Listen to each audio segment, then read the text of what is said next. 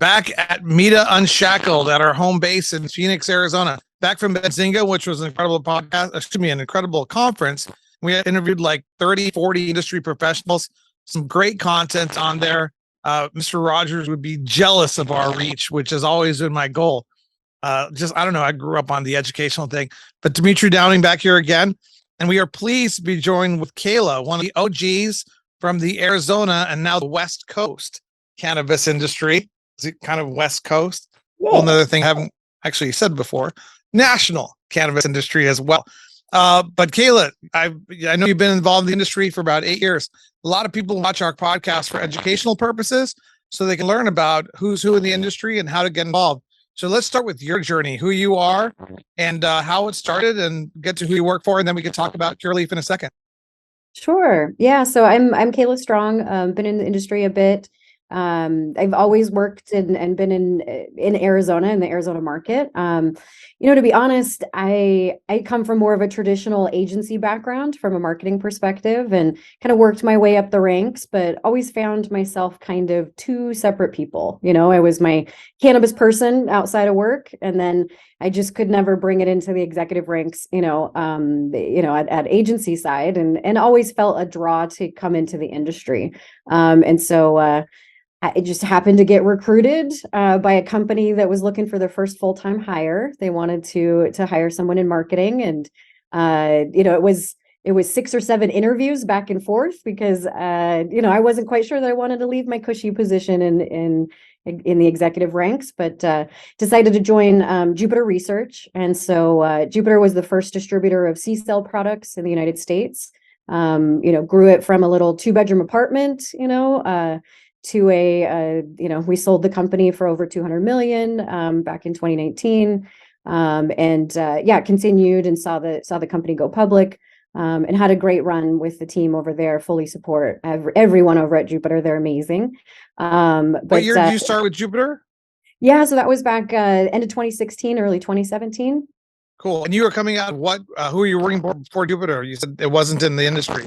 Yeah, so I was working at Lavage, one of the larger kind of marketing traditional agencies here. And then previous to that, worked at Vertical Measures for about 8 years, which was a content marketing kind of shop. So yeah. I so look forward to seeing your journey progress with Curaleaf, and you are fantastic. So in 2019, so Jupiter sold. Did you leave about then, or? I stayed on through 2020, saw us through COVID and the vape crisis, unfortunately. I was able to kind of take a little bit of time off, and then got the call from Curaleaf to join right after adult use, went live in early 2021. I've been with Curaleaf for quite some time. I took a little bit of a break. I am in grad school right now, and kind of focused on that for a little bit last year, but rejoined the company back in August. So gosh, it's almost been a year now. Well, that's amazing. With your traditional background and your 42 cannabis years worth of experience, like six times 7, you have 42 years worth of cannabis industry experience. And then your traditional background, I mean, Curaleaf must be thrilled to have you. That's congratulations on working with them. And they're an amazing company, big, huge company. It's fantastic. And I'm glad you guys got together. What's your current position with Curaleaf? Yeah, so I'm the director of retail marketing for the West. And so I oversee 6 states for retail marketing. That includes Arizona, Nevada, Oregon, Colorado, Utah, and North Dakota. We've seen some really exciting changes in the West, some acquisitions, one recently in Utah, and then in October, the Reef dispensaries that we acquired in Nevada and Arizona as well. So some exciting expansions and opportunities. So tell us a little bit more about Curaleaf National, and then we'll focus in on what you do and what you oversee from a retail perspective. Sure. Yeah. So, Curaleaf, and I think some people don't realize that we do have a very large international footprint, but we have presence in 19 states with an expanded presence in Europe. And really as a CPG company, we like to think of ourselves as the undisputed industry leader for sure. We began, roughly a decade ago as a medical device company, really to help more late late stage cancer patients use cannabis in the hospital. And we pivoted a lot of our medical dispensaries and opened our first location back in 2015. So still a fairly new player in the cannabis space, but as you said before, that's in cannabis years, that's like 3 decades, so. Fairly new. I'm buying stock already. I'm thinking to myself, 19 states, expanding in Europe, international footprint. I'm like, hang on a second here. I didn't actually know you guys were in 19 states. I know you guys are huge. And even me, who's much, involved with a lot of people in the cannabis industry, I don't understand the nuances of what Curaleaf is. And if somebody wanted to, it's hard for them to understand. They have to find somebody who's willing to spend some time educating them. This is what Curaleaf is. This is how many retails we have. This is what we do manufacturing, cultivation wise. So this is, this gives people an opportunity. And I'm sorry if too many people reach out to you after this and say, hey, Kaila, know that you're willing to share knowledge with us. Please help us out. So I'm just kidding about that. That's the purpose of that. And it's great that your company and you are willing to spend some time making a good point of contact for Curaleaf. Sure. Real quickly, you guys, Curaleaf does retail, manufacturing, cultivation, brands. How does it all get set up there? Yeah, so really, we are a international cannabis CPG company with a large retail footprint. We have 151 dispensaries in those 19 states, employing over 5,500 team members throughout the U.S. And like here in Arizona, we have 16 adult use dispensaries in addition to the vertical market that we play in, with cultivation and processing. I think it definitely differs in state by state, right? Just based on cannabis regulations and what we're able to do within those states. But yeah, having a wide variety of product brands, in our really consolidated CPG brands as well as retail, and good distribution as well. Some of our in-house brands are in just about every, store in certain states that we operate in. So we have a really strong wholesale presence as well. And what are your in-house brands in Arizona, for example? Yeah, so in Arizona, we just actually launched with the Jams brand. So Jams comes in gummies. So we have jellies as well as tarts and some chocolates. And so the Jams brand, yeah, super excited about that launch. Next week, we're launching with our in-house brand Grassroots, which is in several other markets. And so we have that brand. The most well-known, I would say, in Arizona for our in-house brand is going to be the Select brand. And Select has gummies and vapes as well. So those are the main, our main big brands. We also have Endless Coast, which potentially could be coming to this market, and the Curaleaf branded products as well. So we do have direct to consumer Curaleaf products too. Wow, that's incredible. You guys have like a national brand manager? Is that such a title? Oh yeah, there is. Yeah. Our brand team is large and in charge for sure. And if you can imagine, right? So 19 locations, all with different compliance concerns or considerations, right? Regulations, packaging differences, all of that. And so the brand team is an amalgamation of some amazing experts that are not only in the brand space but also in the product creation space as well. And I think that's one of the challenges for a lot of people entering this space, and you seem to be very comfortable with it, which is fantastic, is that there's so many regulations and so many laws set up state by state. It makes the logistics and the infrastructure, like it's not so easy for the 151 retails to carry all 5 of those brands. It's not that simple. It's not like saying Circle K can carry 5 different brands like that go across the country. Those nuances are very complicated. I know they're not necessarily your problem, but they're certainly the corporate problem and the problem of everybody in the industry that has an MSO multi-state presence. Is there somebody at Curaleaf who's in charge of that, like director of how the fuck do we deal with this? Sorry, sorry, this is on YouTube. We can say that, but they're the director. How the hell do I get Grassroots, Select, Endless, and Curaleaf brands in my Arizona retail quickly? Can you call that person, or do you have to figure that out? I mean, one of the great things that we have as one Curaleaf, as one Curaleaf family, is collaboration is so important for us, and so it's not just one team member. It's certainly a large group. Here in this market, Leah Seghetti, who is our director of operations, is absolutely the glue in so much of what we do. With really bringing product, not only from the creation of the product, bringing it to market. I would say myself and Kelly Surratt, who's on my team, from the retail marketing perspective, we also have to kind of fill some of those gaps as well, just so that consistency takes place, that across the board from state to state, that we have a presence that looks similar, right? We want our consumers to come into our store and recognize that they're in a Curaleaf store, recognize our brands, whether it's Massachusetts all the way to North Dakota. The names may be a little bit different, or, the packaging may look a little bit different, like in Florida, where it's more black and white photos, black and white packaging versus our nice colorful, items.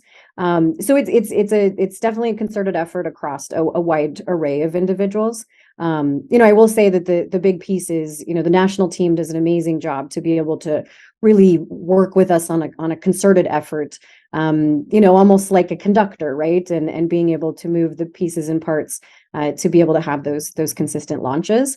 And I will say we're one of the first brands to have a national launch in multiple states of the same product brand, that just has really never been done before. And that was with our Select Squeeze product that we brought to market in June of 2021. So, having those under our belt is certainly a big piece of it. And being able to just iteratively improve. And we're big about SWOTs, SWOT analysis and postmortems, just to be able to look back and see, what is it that we could improve on the next round. Wow, it is so incredibly complicated with these intrastate markets, and I get there's these team meetings that you must be on with like 5, 10, 15, 20 individuals sorting these things out. I mean, it's good that they have you on that team, because I'm glad that I'm not paid to do it, because it confuses me just from like an intellectual perspective. You guys have to turn a profit and get results and all those kind of things. And the challenges must be immense. I'm sure you have really good stories about that.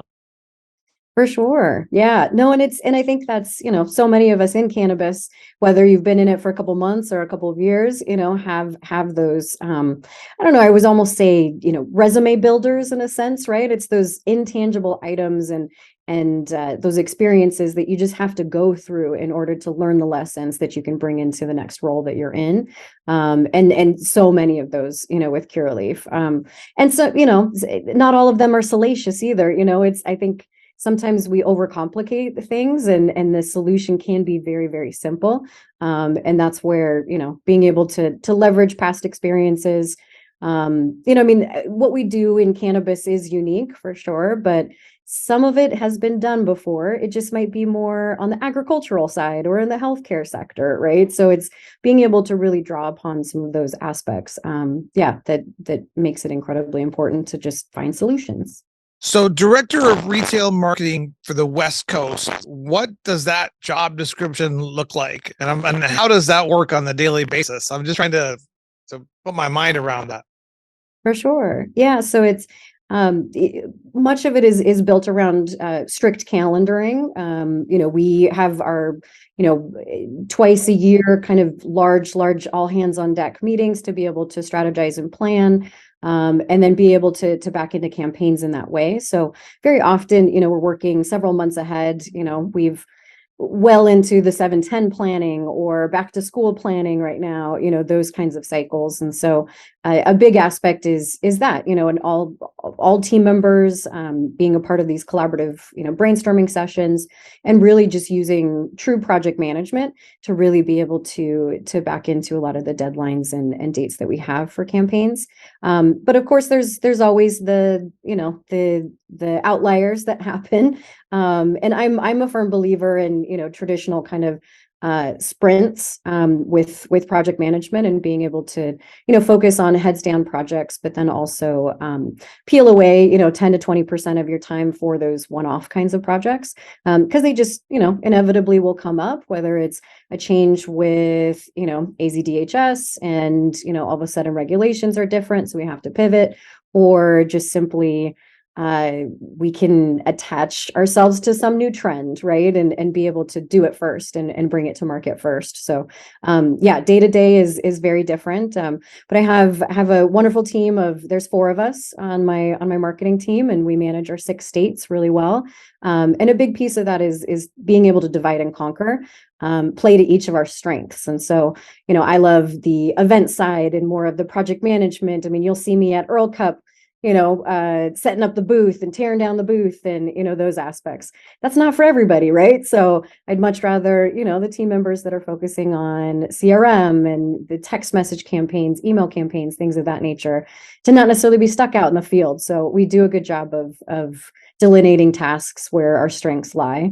And also, no ego in it. It's all, we all have to pitch in when we need to, so that's a big piece of it too. This I'm just listening to this, and I'm constant. One of my favorite things about these Unshackled podcasts is I'm learning as we're sitting here with the audience. I'm learning what's going on, and I'm thinking to myself, this is great, because this is like human beings behind Curaleaf and the connection that you can make to the audience. And that's one of the things that we love about MITA, is that we try to create an atmosphere where industry professionals and business people, from bud tender with a dream, meaning somebody who's looking to expand their horizons, to an owner with the next strategy, meaning there's no other place to go, I guess, but up. Although it should say to an owner with business development strategy. I'm not sure how to do that. Anyways, but this allows people to see who these human beings are and connect with them. So I hope that one day you're walking around MJ BizCon and people say, "Hey, there's Kaila from Curaleaf," and they learn about you this way, because it's impossible for people to, even at a MITA meeting, there's 1,000 people, 800 of them are industry members. It's impossible to connect everybody. That's why I say they have to come every month. So what? You've been to a few MITA meetings. What's next for Curaleaf? What's exciting on the horizon? I guess from a retail, I'm a brand guy, and I know that you're not in charge of the brands, but I love brands. I think brands are fantastic because they move fluidly, direct to the consumers and patients across the country, and people get that consistency of product and stuff. But what's next from a retail perspective for Curaleaf? What's exciting on horizon? Sure. Yeah. So I think, the new products that we're bringing to market, I'm super excited about the Grassroots brand and what it will do for Arizona. As our premium high quality flower brand, I think, the genetics and the different form factors and things of that nature as we expand are going to be something very unique for the market. Grassroots was, originally a brand that was founded in the Midwest, and we've really taken it across the whole United States, and I know it's a top seller in our Nevada market. So really excited to see what the Arizona market thinks. So our products will launch next week. So we have our diamond infused pre-rolls that we're bringing to market, and then soon we'll be expanding to flower as well, and concentrates, and being able to kind of do the full product suite with a high quality product like that. And being able to build on a product that has been around since 2014 is pretty amazing, right? There's not a lot of brands that have that longevity, and have that true buy-in with consumers across such a large footprint as well. So yeah, as a multi-state operator, we have that benefit of being able to bring a wide variety of products to market in multiple states, which I think is just is phenomenal.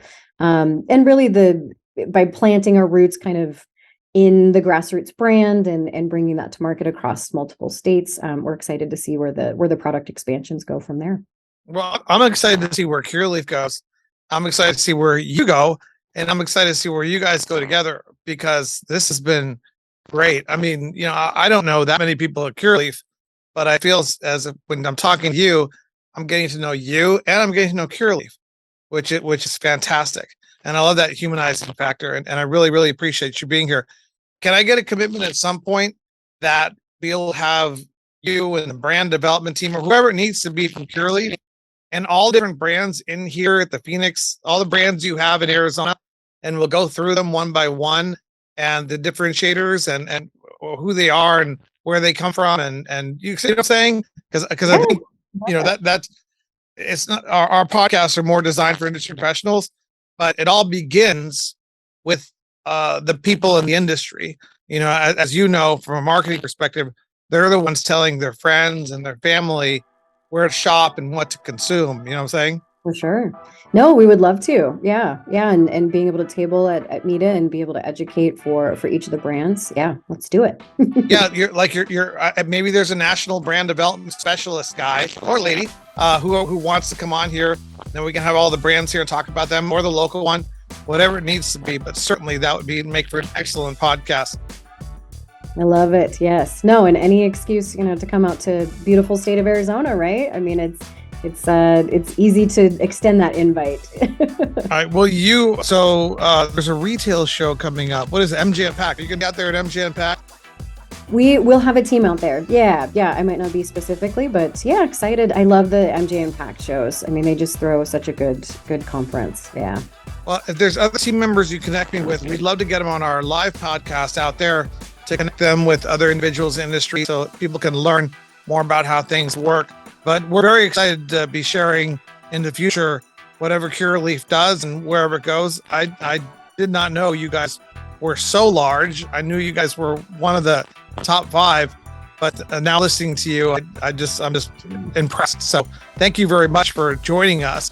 Anything else you want to share with the audience about yourself or Curaleaf?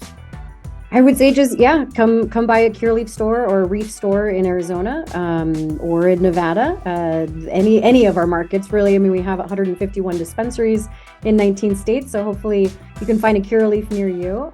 Always going to have a good deal, good experience, but come in and meet our team. We would love to meet you.